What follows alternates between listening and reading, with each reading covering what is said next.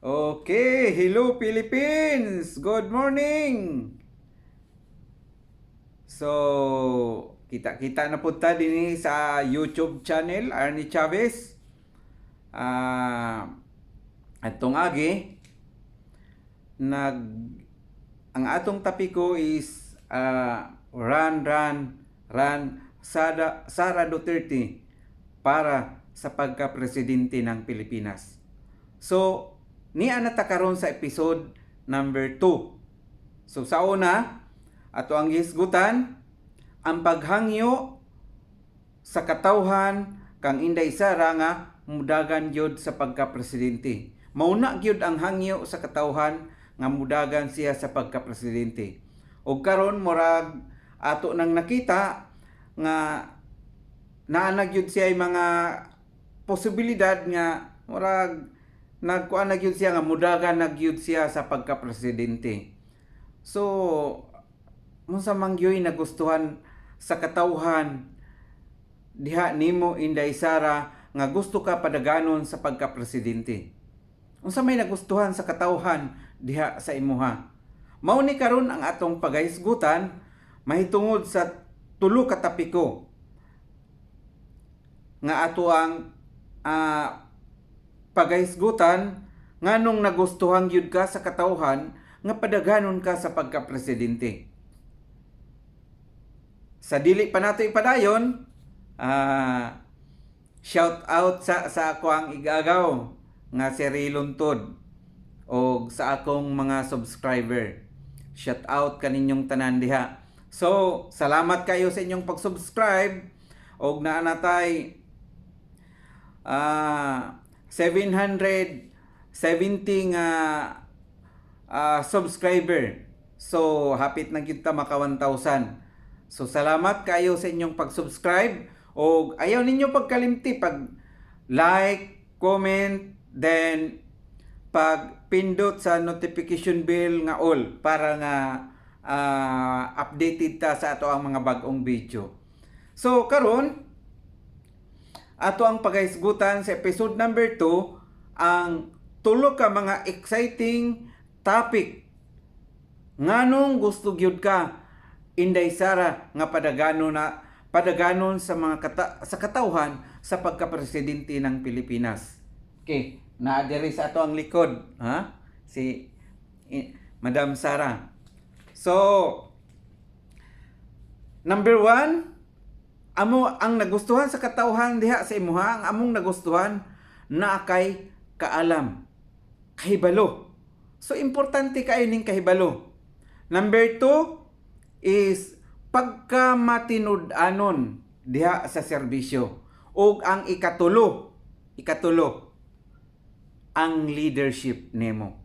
Mao na ang nagustuhan sa katawhan diha sa imuha nganong padaganon man gyud ka pagka-presidente. Subtopic ta number 1, kahibalo. Nganong pinaka-importante man gyud ning kahibalo? Ug ngano mao na nga nagustuhan ka sa katawhan tungod sa imong kahibalo ug giunsa nimo pagpadagan ang Davao City? O giunsa ni Tatay Digong pagpadagan ang Davao City kaniadto imong gimintinar ang iyang pagpadagan sa syudad sa Davao. Iman ka pinakadako gud na nga syudad ang Davao City. So imong na mintinar, imong napauswag ang Davao tungod kay naa kay kahibalo. Mao na nagustuhan ka sa katawhan. Mao na nga gusto ka itulak yun sa katawhan nga maging presidente ng Pilipinas para nga ang imuhang serbisyo tibuok Pilipinas. Ug ang tanang katawhan makaabil niini. Dili lamang kami karon ang among mga anak kundi apil pag yun sa mga apo. Di ba? Mao na nga gusto ka namo nga padaganon yun sa pagka-presidente. Kay naa kay kahibalo. Importante kaayo ning utok. Kahibalo aron nga mapalambo nimo og maayo ang Pilipinas Kung unsay gisugdan sa imong amahan sa pagka-presidente niya karon, imong mapadayon hangtod ang build program mo lambo pagyud. So importante ang kahibalo. Ug wala tay kahibalo pagpadagan sa Pilipinas na unsaon na lang mulabas gyapon nga mo tiurok ang Pilipinas. Mo na nga nagustuhan ka namo, Inday Sara. Nagustuhan ka namo nga ikaw ang maging presidente ng Pilipinas. Kay nganuman naa kay kahibalo. Pinaka-importante ang kahibalo kung unsaon pagpadagan ang Pilipinas. Unsay mga proyekto niya imong ma-put up, unsay mga kwarta nga mosulod sa panudlanan imong ma-put up sa maayo nga mga project nga mapakinabangan sa katawhan. So mao na ang pinaka-importante sa usa ka presidente. Mao na nga nagustuhan ka namo, nagustuhan ka sa katawhan o gusto gyud nila ang singgit sa katawhan karon nga run Inday Sara sa pagka-presidente. Wala pa man ko karon diha sa Pinas, mao na nga naningkamot ko nga mapaabot ako ang tingog, pinaagi na lang ni ining YouTube channel. Madam Sara. Dinhin na lang nako voice out ang ako ang pagbati sa imuha ang pagsuporta, pinaagi nining tingog nako dinhi sa media. So Inday Sara, unta madungog nimo ang among mga paghangyo. Dili mi makapuyan o dili mi mapulan sa paghangyo. Padayon ang among paghangyo gyud nimo nga padayon na gyud sa imong desisyon nga mudagan ka sa pagka-presidente. Ayaw na naos ba? Uban sa tabang sa Ginoo, tabangan ta niya unsaon pagpadagan unya ang Pilipinas. So adto ta sa ikaduha, pagka matinud-anon. Nganong importante maning pagka matinud-anon diha sa serbisyo? Abi ninyo, mga guys, sa tindog pa sa plataporma ang usa ka politiko moingon dayon niya, kung iboto ko ninyo 24 oras nga mo serbisyo ko sa ato ang lungsod. Timanan ka na. 24 hours? Bisan tungang gabi inyo kong tuktukon sa panimalay, abli ang akong pultahan alang kaninyo. Human sa eleksyon, nakalingkod na sa pagka-counselor sa lungsod. Nanuktok ang usa ka kabus in town sa lungsod nga tao. Nanuktok, ayo, uy, apil ang anak, makapamakak og ang asawa. Kay gitudloan naman daan, naking na nga, wala diri si Papa. Tuwa sa kuan, seminar. Tuwa sa Davao, wala diri, ingna. Apil po ang asawa.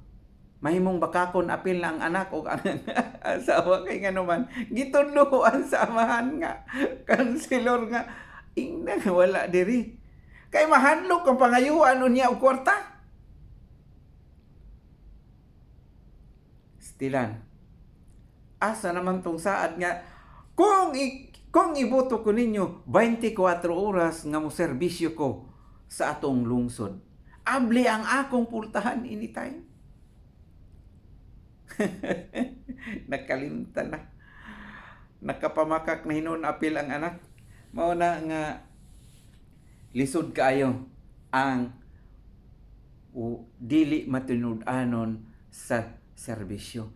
Og ang nakita sa katawhan, Inday Sara, nganong padaganon gyud ka pagka-presidente sa Pilipinas, kay nakita sa katawhan ang imong pagkamatinud-anon diha sa serbisyo. Ang pagkamatinud-anon nimo sa serbisyo, mauna ang nakita sa katawhan. Di ba? Na-notice yun na sa katawhan sa tibok Pilipinas. Tungod kay kung giunsa ninyo pagpadagan ang Davao City nga hapsay ug nagmalambuon, mao na ang nakita sa katawhan. So, Inday Sara, ayaw yun, padayon yun sa imuhang desisyon nga tuloy na gyud ang ato ang pagka-presidente sa Pilipinas. Ayaw na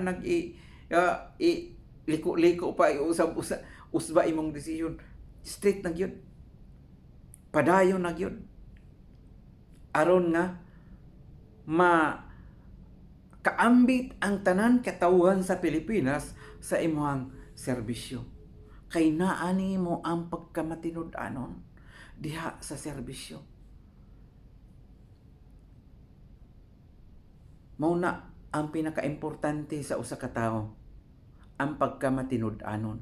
Kay kung wala nato ning pagkamatinud-anon, ngadto pud sa Ginoo wala ta. Pero ug naa nato ang pagkamatinud-anon sa atong pagkatawo, ang Ginoo malipay ana. Usa ka tawo, i-share lang nako akong experience kadali ha. Nako experience nga dili nako ni malimtan sa akong kinabuhi. Nga grabe ang ako ang serbisyo, grabe ang akong gibuhat pagkatapos murag gikasab-an ko sa katapusan. Grabe. Namasahiro man ko og motor, bukid ako ang biyahe. Kanang mga lisod kaayo nga mga dalan, mao na mong ginabiyahe dito sa among lungsod sa Baganga. Mukat-kat mi og mga bukid nga lagyo kaayo. Pag abot nako dito sa bukid, nagtapok ang mga tao. Ang mga nitibo nagtapok. Unya na ay nakitaan lagi. Nakitaan dito nga tao nga nagkamang. Unya ang usa ka babae nga nangguna sa iyang uma, sa iyang palay niya, nangguna siya dito. Nagkaon pa siya ug buntag sayo. Usa siya mo kaning mo padayon sa iyang trabaho, nagkaon siya. Samtang siya nagkaon, samtang siya nagkaon, taon-taon na inanguhit niya sa likod. Abi niya ang murag nagka-kanas-kanas, murag wala niya gi panumbaling ba. Nainingkuhit niya sa iyang tiil. Uy, hala, pagtanaw niya tao man. Unya nangayo sa pagkaon. Abi ninyo unsay gihimo sa mag-uumang nga babae? Gikuha niya iyang pagkaon bisag nakuha na gud niya, hala nakaon ra ba ni, nakauna na ni nako, mukaon ba ka ani? Kay iyang tanaw nang inahanglan man gyud og pagkaon. So iyang gihatag niya, sige diri ka. Unya dili man siya makatindog, naghapa ra gyapon siya. Didto ra nag-akdong siya sa batang kanang mga truso nga tinumba. Naningkamot siya og kaon. Unya iyang gihatag ang iyang tubig. Unya ang gihimo sa mag-uuma ning uli ngadto sa iyang murag sityo. Pag abot didto, iyang gisulti sa mga tao. Mao to nagtapok ang mga tao pag abot nako. Nga naay nagkinahanglan og tabang nga tao dito. Unya ang mga nitibo ning ingon nga, sige moadto ta sa purok leader, moadto ta sa ato ang unsa ni moadto ta sa atong mga barangay captain ug konsehal para matabangan ta. Nya mao to giistorya nako ang purok leader, purok dili na kinahanglan. Himalat yo naman kato. Sakdi na tabangan na nato atong adtuon na. Unya gikan sa namutangan sa motor, perti panglayo mo baktas pa og 3 kilometro. Hala, pag abot dito, ipangita na tong tao. Nawala naman. Di ay ningkamang siya padulong ngadto sa tubig. Ning bahada siya. Unya, perting bahada ara ba? Ning bahada siya padulong sa tubig. Unya dito, among nakit-an ra gyud, naghumol na siya sa tubig. Walay utro remedyo, ang tao ning ingon nga palihog tabangi ko ninyo. Hala, Nakasulti na daw, ingon pa sa mag-uma, ganiha dili na makasulti. Karon makasulti na siya. Kay igo naman yun, nagsinyas-sinyas ang kuan nga, mukaon siya. Kay gutom na kaayo, luya na siya. Mauto nga, iyang gipakaon iyang pagkaon. Makasulti na siya. Unya, walay utro remedyo, nagdala naman migduyan daan, gisulod siya sa duyan. Abi ninyo, bisan pag nanghimasa na siya atong higayuna, perte ra gihapon bahua. Grabe yung bahua. Nanghimasa na gani siya, pero ang kabaho, grabe yun. Grabe yun din kabaho di ay sa tao. Mauto nga, ingon pa sa tao, abi ninyo, mga guys, unsa iyang gisulti? Tabangi lang ko ninyo karon. Hilak siya. Tama, sige na. Tabangi lang ko ninyo karon. Kay ug mabuhi manggaling ko ning ako ang kinabuhi karon. Akong ihawon ang ako ang duha ka karabaw. Or ang isa akong ibaligya, ang isa atong ihawon dinhi sa inyo ang sityo. Mubalik ko dinhi ug maayon ako. Kay akong ihawon ang ako ang karabaw ug atong ibaligya ang isa kay para atong gastuhon para paghapi-happy sa inyo. Maghapi-happy ta dinhi. Ingon ako, wa nami manginahanglan ana. Basta ayo sa pag-istorya karon ug unsa paningkamot nga pagampo sa Ginoo nga matabangan kaniya nga mabuhi pa ka. Kay maningkamot mi nga madala ka sa hospital. Mauto. Way utro remedyo, nagpa-backride ko naa siya sa akong likod. Ang tanan mga samad. Kay abi ninyo ang samad niya. Gikan sa lapalapa, paingon diri sa paingon sa dughan, bisan pa ang tangkugo na ay mga samad. Murag nagtabla naman ang samad diri. Bisan pa ang ihang kinataw, amo ang gitanaw dito sa tubig, nahilis ta. Ug ang iyang mga paa, murag dako na kaayo ang nakabang. Kay dili naman siya makadagan, dili naman siya makalakaw. Kay atong higayuna di ay patyonon siya sa mga NPA. Kay usa siya ka tawo nga nag-rape sa usa niya kapag umangkon. Unya mo to ang hinungdan nga patyon siya. Unya tungang gabi nakatagpilaw man daw ang mga NPA nga nagkuan kay wala pa man siya patya. Ninghulat pa man sa ilang labaw-labaw. Mauto nga nakapiyong-piyong man daw ang kuan kaning nagbantay. Ang mga nagbantay niya tibuag sa pabitaw siya dagan nga way dunggan sa kalibutan. Unya nakamata ang mga NPA daw pila na kameter layo-layo na ang iyang nadaganan. So bisan pagipabuthan siya pero ning sigsag nga dagan na pasigsag na ang iyang dagan para nga di daw siya maigo. Hangtod nga nakaabot siya sa usa ka kaning murag mga pools na nanay sa pa. Unya wa may kapaingnan. Muuto daw ning lukso siya sa pools. Kay iyang kuan niya lalom ang tubig ngadto kay iyang lantaw-lantaw daw. Murag lalom man ang tubig kay dako man ang kuan sa pools. Pagkuan pa niya mabaw man di ay muto na patal ang iyang duha ka tiil. Ug dili na siya makalakaw. Ang iyang gihimo kaning iyang siko murag nag-training daw siya. Abi ninyo pila ka adlaw siya ngadto sa bukid. Napulo ka adlaw. Unya nakuha namo na rescue siya December 29.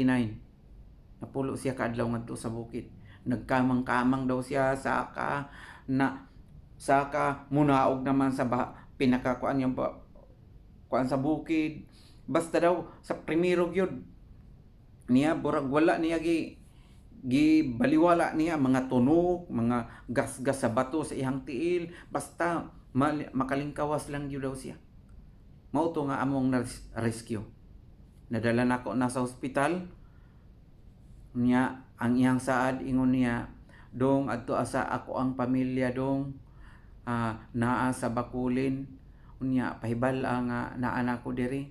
Moto kay ako may nag-assist, ako may nagkuan ang mga nitibo, nagdala ramang kog isa ato para nga makakuan ako. Unya pagkahuman diyan ni ato ako panggibalik sa bukid nya pero giadtuan pa nako ang iyang pamilya samtang gibantayan sa usa ka nitibo dito sa ospital nga para maatiman sa mga nurse. Mao to pagpanuktok nako sa ilang balay, mao ba ni ang balay ni Oscar? Niya, ngano man? Nguna ko, nakita namo siya ngadto sa bukid. Unya, adtong higayuna abi ninyo nagnobina, unsa na nagnobina, nangadji na. Sa ikanapulo na niya kaadlaw nga pagka kuan kay nagtuon na gyud sila nga patay na. Pag-ingon nga buhi ang ihang bana ning tibo. Tanan sila nang gitapukan ko nila. Ingon ako, dili na ta magdaghan og istorya. Ang importante ang asawa, ang pamilya ug kinsa sa inyo dinhi akong mauban niya to sa ospital. Mauto after nga naayo na gyud siya. Akong gibalikan kay ingon niya nga ang imong kuan o panggasolina ba ka, balikin na lang ko dito sa balay ha. O after nga pila ka adlaw sa ako pagpahulay. Mauto akong gibalikan. Abi ninyo mga guys, pag-abot nako, gikasaban ko sa asawa. Ning ingon dayon nga, wala gani migikaon. Unya, mangayo pa kag panggasolina. Aw ingon nako, Mrs. ning ani ra man ko kay ingon baya si ang imong mister nga pabalikon ra ko diri. Unya, kay nagkuan man pud siya nga adto ni ang bukid kay iyang ihawon ang inyong duha ka karabaw o ibaligya ang isa ipakaon dito. Nagsaad baya siya. Nangasaba na mahinon taman-taman. Mo tuingon ako, walay sa payan sis. Wala ko nagkinahanglan ana. Wala ko nagkinahanglan og panggasolina, importante makatabang na lang ko. Ning balik lang ko dinhi kay giklaim pud gikuanon ta nako ang ihang saad nga iyang kuanon ang mga nitibo. Iyang lipayon dito kay gitabangan siya. Mauna ang pinaka-importante unta. Unsa ang atong gisaad, ato ang himuon, atong tinud-on. Kay ngano man, imo man ang gisaad, hilak pa ka sa imong pagsaad. Mauna nga, sa panahon pa sa kampanya, maayo ta mo saad, maayo ta mo pagaray-garay og istorya. Pero sa diha nga nakalingkod na, wa na makalimta na. Ang tao nga iyang saad nga iyang iyaw ng karabaw ug iyang ibaligya ang isa kay para malipay ang mga nitibo. Wanitanan ang iyang saad. So dili matinud-anon sa iyang saad. Kung dili ka matinud-anon sa imong saad, how much more pa ang pagserbisyo nimo sa imong lokal nga pagamahanan o lokal nga lungsod. Muna nga ang importante sa tao ang gitawag nga pagka matinud-anon. Muna ang among nakita kanimo Inday Sara, ang imong pagka matinud-anon nga moserbisyo sa katawhan. Muna in taon, ayaw mo gyud mi pakyasa, padayon gyud sa imong desisyon niya. Run, Mayor Sara Duterte, pagka-presidente ng Pilipinas. Aron nga ang tanan makapahimulos o makabenepisyo sa inyong pagserbisyo nga matinud-anon. Okay? So adto ta sa ikatulo. Ang ikatulo, leadership. So maupod na ang among nakita diha sa imuha, Mayor Inday Sara. Unsay imong leadership? Ang nakita sa katawhan, nindot ang imong leadership. Diha sa Davao City, kung giunsa nimo pauswag o giunsa nimo pagdala ang imong mga tao sa lungsod, kay og usa ka leader nga dili maayo. Pagsulti nimo nga mao na trabaho ana ninyo, magpapaling-paling tong tawhana ba nga imong gisugo do? Konsihal ba nimo? Kumusta naman ang ako ang gikuan sa mga kagawad? Wala palagi. Madam, kay ngano man, dili man ka maayo nga leader. Pero pareha nimo Inday Sara, ang imong leadership dili basta-basta. Muna ang among nakita diha sa imuha. Muna nga Gusto ka sa mga tao yun nga padaganon pagka presidente tungod sa nakita sa katawhan sa imuha. Una, ang imong kahibalo. So pinaka-importante na. Ikaduha, ang imong pagkamatinud-anon mo serbisyo. Ug ang ikatulo, ang imong leadership. Pareha si Tatay Digong, ang imong papa nga presidente karon. Pag ingon atong limpyuhan ang Manila Bay, apil pa tong mga tao nga dili diha sa panggobyerno. Mga grupo ra sa mga tao. Unsa ning adto didto, ning tabang kay nganuman naa siya'y leadership nga insakto. Mukuman siya nga mo sugot dayon ang tao. Mao ni ang among nakita sa imuha Inday Sara. Sa diha nga musulti ka, sundon sa imuhang mga ginsakpan. Kay nganuman, good leader man ka. Manana, good leader, so ang nagsunod, mga good follower pud na siya. Mao na ang among nagustuhan diha sa imuha, Mayor Inday Sara Duterte. Mao na nga dinhi sa ako ang likod, ako ning gipag-usisa tanan. Gitanaw gyud nako permanente ang imong update kay para nga masubaybayan nako, kay gusto gyud nako nga mudagan ka sa pagka-presidente. Og nakita na nako nga katong ilabi na katong imong pakigpulong didto sa Cebu. Wow, ingon nako. Salamat gyud Mayor Inday Sara. Og kami full support sa imuha. Full support mi sa imong pagka-presidente, sa imong pagdagan.